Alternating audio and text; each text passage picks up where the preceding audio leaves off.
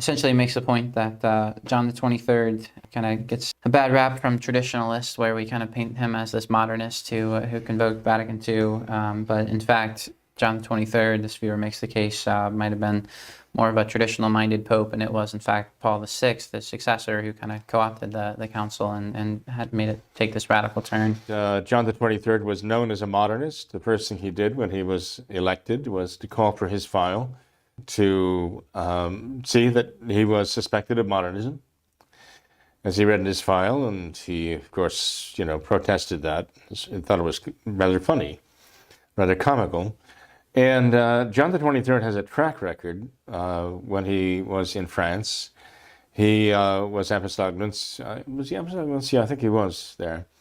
And he consorted continually with all of the enemies of the church there, all the leftists. He was their boon companion, great buddy, right? And so, no, I don't see it. I'm sorry. Was John the 23rd as radical as Paul VI? I don't think so. I would say that. I don't think John the 23rd actually, necessarily saw the council as a revolutionary event. He was more of the bon vivant sort of, I don't know, how would you describe him? Probably sanguine and phlegmatic, I guess. He just liked to enjoy life. He was a great partier. He thought he was going to apply the medicine of mercy, and there are those who say he had good intentions. Maybe he did. People can have very good intentions in doing some very bad things, We talk about the modernists, but Pius X talked about the modernists being so full of themselves and so full of pride and arrogance that they actually think of themselves as reformers of the church.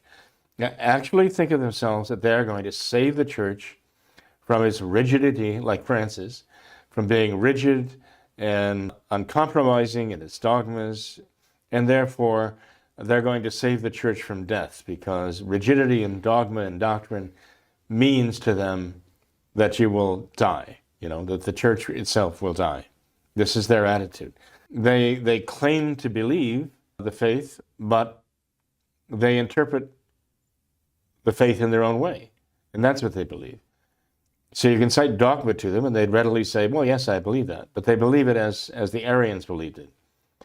They amend it to suit their modernist ideas. And so there's no doubt that John the 23rd was himself a modernist.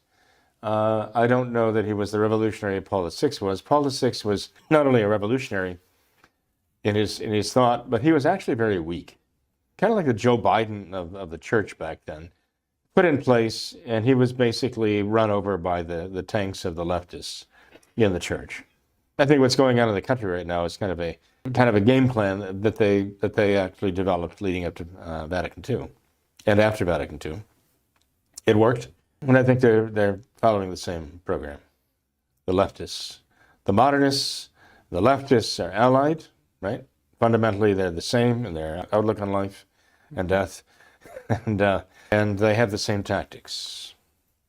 So anyway, but I cannot take it on the word of Robert de Mattei that John the 23rd was actually was any form of champion of the faith, or was even faithful. But I think he was an agent of change. I think he made it very clear